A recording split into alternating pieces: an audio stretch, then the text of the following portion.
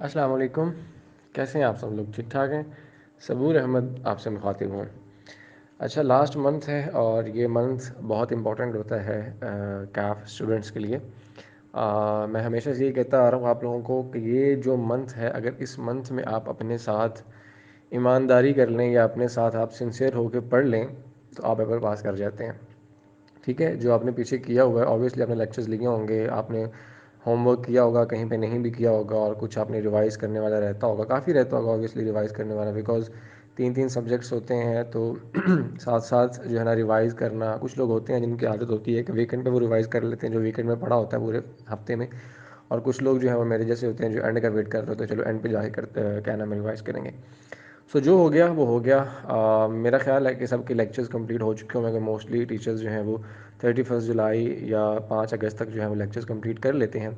तो आज 1 अगस्त है, तो मैं आपसे कुछ जो है वो थोड़ी सी गाइडेंस आपसे शेयर करना चाह रहा हूँ कि आप जो है वो इस मंथ को किस तरह से यूटिलाइज़ कर सकते हैं, अच्छा प्रिपरेशन जो है वो आप कर सकते हैं।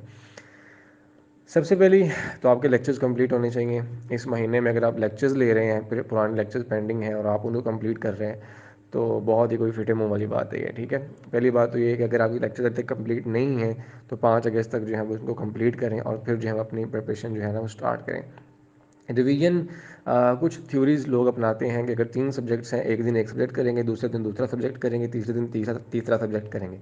तो इस तरह मत कीजिएगा। जब तीसरे दिन चौथे दिन के बाद अगर आप पहले सब्जेक्ट पे आएंगे तो आपने जो पहले किया होगा पहले दिन वो आपको सारा भूल चुका होगा। तो इस तरह से मत कीजिएगा। कोशिश करिएगा कि जितने भी थ्योरी के सब्जेक्ट्स हैं उनको सुबह सुबह उठ के नमाज के बाद उठने वाली जो रूटीन है, मैं हमेशा से, मुझे कितने साल हो गए आप लोगों को गाइड करते हुए, मैं हमेशा से आपको यही कहता हूँ कि सुबह नमाज के बाद उठें। वो वाला जो टाइम होता है, आप बिलीव करें, वो टाइम जो हज़म करने वाला होता है ना, अगर याद करना आपने किसी चीज़ को, उस चीज़ को आपने याद करके हज़म करना है, वो बेस्ट टाइम होता है नमाज के बाद वाला सुबह टाइम। तो अगर आप थ्योरी वाले जो सब्जेक्ट्स हैं उनको कोशिश करें, क्या नाम है, सुबह नमाज के बाद रट्टा लगाएं। अगर रट्टा लगाने वाले सब्जेक्ट्स जो है ना आपके, लॉ है, जो भी हैं थ्योरी वाले, उनको आप सुबह नमाज के बाद पढ़ें। बाकी जो क्या नाम है, ये वाले हैं, अकाउंटिंग वाले हैं, न्यूमेरिकल सब्जेक्ट्स हैं, प्रैक्टिकल सब्जेक्ट्स हैं, इनको आप दिन में कर लें, शाम में कर लें, रात में कर लें, किसी तरह भी कर लें। मेरी आदत जो होती थी, मैं सुबह टाइम उठ के रट्टा लगाता था 10-11 बजे तक। ठीक है, और दोपहर में जो है वो कोई एक आधा प्रैक्टिकल सब्जेक्ट कर लिया, और शाम में जो है वो मेरी आदत होती थी कि शाम में ईशा की नमाज़ पढ़ने के बाद जो है ना सुबह 2 बजे तक या रात 12 बजे तक, जितने बजे तक मैंने पढ़ना होता था, मैं इसको क्या नाम जो प्रैक्टिकल सब्जेक्ट्स थे ना उस टाइम करता था। साथ कोई नात लगा ली, कोई सॉन्ग लगा लिया, कोई बयान लगा लिया, और साथ जो है वो रिवाइज़ करता गया और प्रैक्टिस करता गया। सो ये मेरी जो है वो एक अदना सी जो है वो रूटीन हुआ करती थी कैफ में। सो ये महीना बहुत इंपॉर्टेंट है। मैं आपको हमेशा से कहता आया हूँ कि इस महीने में आपके लेक्चर्स 5 अगस्त तक कंप्लीट करके फिर जो है वो रिवीजन स्टार्ट करें। रिवीजन अगर 3 सब्जेक्ट्स हैं आपके, रोज़ाना उनको टाइम दें। सुबह उठ के क्या नाम है थ्योरी वाला पढ़ें, दोपहर में जो है वो जो मिक्स है थ्योरी और प्रैक्टिकल वो पढ़ें, रात में जो है वो थ्योरी वाला करें, या जैसे ही आपको बेहतर लगता है वो आप कर लें। दूसरी चीज़ ये है कि मैंने आपको 30 डेज़ का प्लान भी शेयर किया हुआ है। लास्ट टाइम वाला मैंने ऑलरेडी ग्रुप्स में शेयर किया हुआ है, आपको ग्रुप्स में जो है वो मिल जाएगा। वो आप वो भी यूज़ कर सकते हैं, उसको आप अपने मुताबिक जो है वो अमेंड कर सकते हैं। मेरा नहीं ख्याल कि एमएफए के अलावा कोई चेंज शायद आई हो उसमें लास्ट अटैम्प्ट के, तो आप उसको जो है ना अपनी नीड के अकॉर्डिंग जो है ना उसको 30 डेज़ के बजाय 25 दिन वाला आप बना लें। ठीक है, तो वो अपनी नीड के मुताबिक जो है वो आप उसको अमेंड कर सकते हैं। नंबर 3 में जो रिवीजन सेशन चल रहे होते हैं, अगर आपको कोई रिवीजन सेशन, मैं हमेशा से इनको क्या नाम है डिस्करेज करता हूँ, ये जो रिवीजन सेशन जो है वो टीचर्स करवा रहे होते हैं, मेरा अपना पॉइंट ऑफ व्यू है। ऑब्वियसली क्या नाम है आप डिसएग्री कर सकते हैं इससे, मेरी बातों से भी। ये जो महीना होता है ये रिवीजन का होता है। आपने जो पढ़ा होता है पूरे 5 महीने उनको रिवाइज करने का होता है, ना कि आप रिवीजन सेशन जो आपने पिछले 5 महीने में नहीं किया वो आप ये 2-3 दिन 5 दिन में क्या पुट लेंगे यार। मतलब जो आपने पीछे 5 दिन में इतना बड़ा सिलेबस जो है आप कंप्लीट नहीं कर सके, इस 5 दिन में आप क्या मतलब पुट लेंगे, कौन सी आप रॉकेट साइंस कर लेंगे। सो बेहतर यही है जो आपने किया हुआ है उसको रिवाइज करें, उस पर जो है प्रैक्टिस करें, उस पर ग्रिप करें, वो जो है वो आपको इंशाल्लाह पास करवाएगा। रादर देन कि आप जो है वो देखते रहें कि हाँ ठीक है ये टीचर 10 दिन का रिवीजन प्लान करवा रहा है, मैं ये कर लेता हूँ। वो तो टीचर करवा रहा है ना, आप क्या कर रहे हैं। ये महीना आपके करने वाला है, ये टीचर के करने वाला नहीं है। ये महीना आपके करने वाला, पिछले 5 महीने जो थे वो टीचर के करने वाले थे, साथ थोड़ा सा आपकी भी क्या नाम है चाहिए थी इनपुट।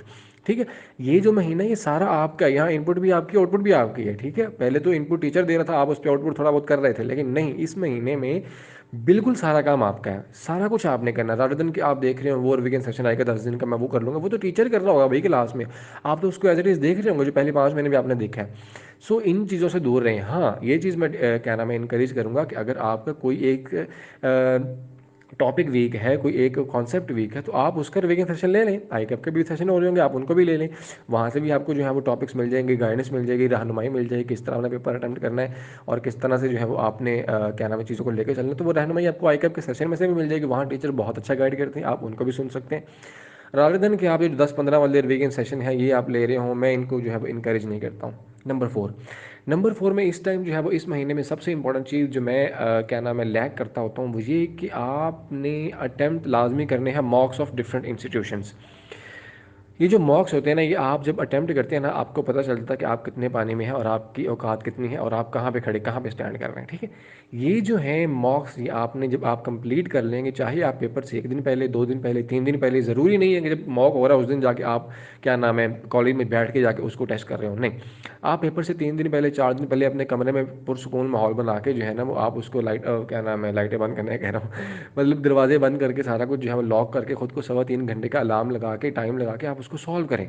फिर आप देखें, अगर आप सॉल्व कर गए, बिलीव मी कि आप में इतना कॉन्फिडेंस आएगा, आप में जो है ना पेपर में जाके आप जो है ना वो पेपर को फाड़ के रख देंगे। ठीक है, मॉक जो है ना वो लाजमी कीजिएगा, स्पेशली जो पैक के मॉक होते हैं ना, वो अक्सर औकात जो है ना वो सेम एज इट इज़ क्या नाम है ना पेपर में छपा होता है। मैंने इस दफ़ा सीए फाइनल में भी देखा है कि ऑडिट का जो क्वेश्चन था वो पैक के मॉक में लास्ट क्वेश्चन था, 6 क्वेश्चन, और वो same as it is copy paste था आई कैप के क्वेश्चन पेपर में CFAP 6 के। तो पैक के जो मॉक्स हैं वो टीचर खुद बनाते हैं, उस पर बहुत मेहनत करते हैं वो लोग, तो वो जो है ना वो लाजमी आपने अटैम्प्ट करने हैं। ठीक है, मैं ये नहीं कह रहा कि दूसरे नहीं करने, दूसरे खुद नहीं बनाते, लेकिन मेरा एक्सपीरियंस पैक के साथ शुरू से है, तो मैं उनको देखता हूँ वो करते हैं जो बहुत मेहनत करके वो जो है ना क्या नाम है वो मॉक पेपर बनाते हैं, तो आपने उनको लाजमी सॉल्व करना है, कम से कम पैक के लाजमी करें। बाकी जिस टीचर आप पढ़ रहे हैं उस टीचर का तो मॉक आपने करना ही करना है सॉल्व, लेकिन पैक का जो है वो एटलीस्ट आपने लाजमी सॉल्व करना है। इस महीने में आपकी सिर्फ ज़रूरत सिर्फ गाइडेंस है कि आपने वो गाइडेंस मैं आपको दे रहा हूँ, इस महीने में आपके लिए सिर्फ ये गाइडेंस है कि आपने किस तरह लेके चलना है। और दूसरी चीज़ आपके लिए सिर्फ रेलिवेंट जो है वो सिर्फ और सिर्फ मॉक्स हैं, उसके अलावा आपके लिए कुछ भी रेलिवेंट नहीं है। सबसे बड़ी जो बीमारी लानत है आप लोगों के पास आपके हाथ में, वो सोशल मीडिया है। इस महीने में कम अज़ कम उसको छोड़ दें। मैं अपने आप अगर एग्जांपल लेनी तो मेरी ले लें कि भाई मैंने सोशल मीडिया का इतना यूज़ किया, मैं जो अब रिग्रेट करता हूँ कि यार मुझे नहीं करना चाहिए था, मैंने टाइम वेस्ट किया अपना। इसको बैड एग्जांपल नहीं, मुझे अगर आप एज अ गुड एग्जांपल भी मुझे लेते हैं तो बैड एग्जांपल भी लेंगे यार कि बंदा बहुत सोशल मीडिया यूज़ करता है, उसका इतने नुकसान हुआ मुझे कि आप सोच नहीं सकते। सो मैं रिग्रेट करता हूँ कि यार मैं इससे कैसे निकलूँ, लेकिन नहीं निकल पा रहा हूँ भाई। एक चीज़ में आप जब इन हो जाते हैं तो फिर आप नहीं निकल पाते हैं उससे।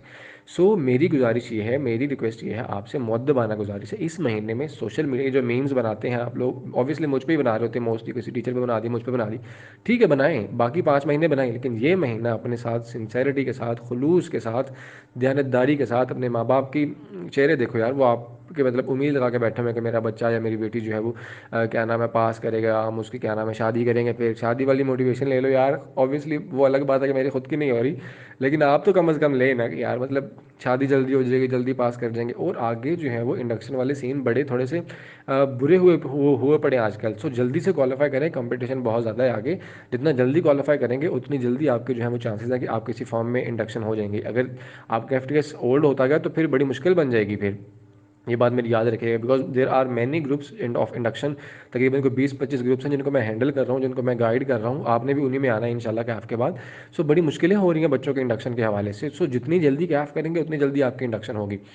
सो चीज़ें मैंने क्या क्या बताई आपने, रिवीजन सेशंस, अगर आपको कोई टॉपिक मिसिंग है, कोई टॉपिक कमज़ोर है, आपने वो लेना, अदरवाइज आपने दूर रहना है। मॉक्स आपने लाजमी सॉल्व करने, एटलीस्ट पैक का लाजमी करना है। 3 सब्जेक्ट हैं जितने भी हैं, रोजाना सबको टाइम देना, ये नहीं करना एक दिन एक, दूसरे दिन एक, दूसरा तीसरे दिन तीसरा। नंबर 4, आपने जो है वो शेड्यूल बनाना है। Schedule is very much important भाई। शेड्यूल, बिना शेड्यूल के आप जाएंगे तो आप जो है वो मतलब लाहौर जा रहे हो तो इस्लामाबाद पहुंच जाएंगे आप, ठीक है, मेरे पास इधर आ जाएंगे। सो शेड्यूल लाजमी है, मैंने आपसे रिवीजन प्लान शेयर किया हुआ है 30 डेज़ वाला, आप उसको अमेंड करके अपने मुताबिक शेड्यूल लाजमी बनाएं, बहुत ज़रूरी है। अपनी खुराक अच्छी रखें, खुराक अच्छी होगी आपका माइंड अच्छा काम करेगा, आपका मैदा अच्छा होगा तो आपकी सेहत अच्छी रहेगी, आपका क्या नाम है बॉडी क्या नाम है अच्छी रहेगी, तो फिर आप जो है वो अच्छे तरीके से पढ़ पाएंगे। ये ना होगा बस पढ़ने में लगे रहें और आप जो है वो पेपरों के बाद जो है वो ढेर हुए हों। ठीक है, खुराक अच्छी रखनी है आपने। नंबर 5, आपने नमाज, नमाज का जो है वो खुशू खुजू के साथ 5 वक्त की नमाज़ लाजमी पढ़नी है। आप पूरा महीना घर होंगे, कोई नमाज मिस नहीं होनी चाहिए। स्पेशली जो गर्ल्स हैं वो घर में पढ़ेंगी, ऑब्वियसली कोई नमाज आपकी मिस नहीं होनी चाहिए, और जो लड़के हैं वो मस्जिद में जाकर जो है वो सजेस्टेड की नमाज़ पढ़ेगा, कोई रह जाए तो उसको कज़ा लाजमी करनी, 5 वक्त की नमाज लाजमी है। नंबर 6, दुआएँ। दुआएँ आपके वालिदैन की सबसे ज़्यादा इम्पॉर्टेंट है। कोई बड़ा है आपके घर में, दादा-दादी, नाना-नानी, इन वो उनकी दुआएँ बहुत इम्पॉर्टेंट हैं। वो जो चीज़ें देख चुके हैं वो आप सोच भी नहीं सकते। उनकी दुआएँ बहुत इम्पॉर्टेंट है। आपके वालिदैन की दुआएँ बहुत इम्पॉर्टेंट है। उनसे दुआएँ लें, रात को उनके पास ज़रूर बैठें, उनको दबाएँ, उनसे दुआएँ लें। दुआएँ जो दिल से निकलती हैं वो जो है ना असर करती हैं। ये बात याद रखिएगा। नंबर नमाज़ हो गई, दुआएँ हो गई, रिवीजन। कोशिश करें जो थ्योरी वाले सब्जेक्ट मैं आपको बता चुका हूँ, सुबह टाइम पढ़ें, उनको रट्टा लगाएं और शाम में जो है ये जिस तरह भी आप जो है वो कर सकते हैं। बाकी मैं एक सब्जेक्ट में बता दूँ, प्रैक्टिकल सब्जेक्ट जो है वो आपने उनकी प्रैक्टिस करनी है और प्रैक्टिस करते हुए ये चीज़ जहन में रखें, खुदारा जहन में रखें। मैं कुछ टीचर्स भी हैं जो देखता हूँ कि वो जो है सोल्यूशन बस दिखा देंगे, ये देखो ये हो रहा है, ये देखो ये हो रहा है। बहुत ये जो है वो मैं इससे डिसएग्री करता हूँ, ये इस तरह नहीं होना चाहिए। आप जो है सोल्यूशन खुद निकालें, खुद करें, बाद में उसको कंपैरिजन करें। ये मत करें कि सामने सोल्यूशन खुला हो और साथ आप जो है उसको सॉल्व कर रहे हो।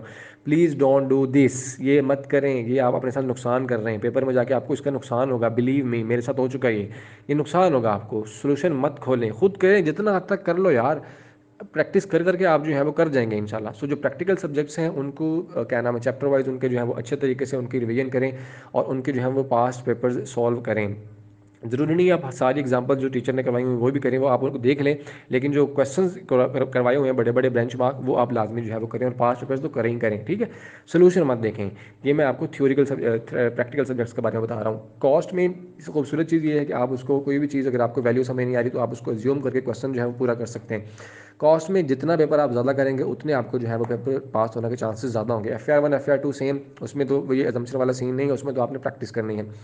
थ्योरी के जितने भी सब्जेक्ट हैं चैप्टर वाइज थ्योरी जो है वो उनके जो पास्ट पेपर्स हैं उनको लिख के करें, लिख के करें भाई, लिख के करना है आपने, याद रखनी है ये बात, लिख लें अपने दिमाग में, दिल में, कि लिख के करनी है मैंने सारी चीज़ें। चैप्टर वाइज पास्ट पेपर जो है वो ग्रिड को लाजमी देखा करें कि ग्रिड कौन कौन सी है। ये ना हो कि अन्य वाला चैप्टर नंबर 1 से स्टार्ट करें और चैप्टर नंबर 18 में पहुंच जाए, नहीं, ग्रिड देखा करें। जो ग्रिड में कम चैप्टर हो, ज़्यादा मार्क्स हो, वो पहले किया करें, बाद में जो है वो नेक्स्ट किया करें, ठीक है। उसके अलावा जो टैक्स है, टैक्स में हमेशा मैं कहता हूँ कि सेल्स टैक्स से जो है वो स्टार्ट करें, सेल्स टैक्स करें, उसके बाद जो है वो चैप्टर नंबर 1 to 3 की थ्योरी करें, एथिक्स की थ्योरी करें, और उसके बाद जो है वो क्या नाम है, इनकम टैक्स की तरफ आए। इनकम टैक्स में पहले salary, capital gain, property, then जो है वो अदर सोर्स, और देन जो है वो बिजनेस इनकम और AOP में जो है वो जाए, ठीक है।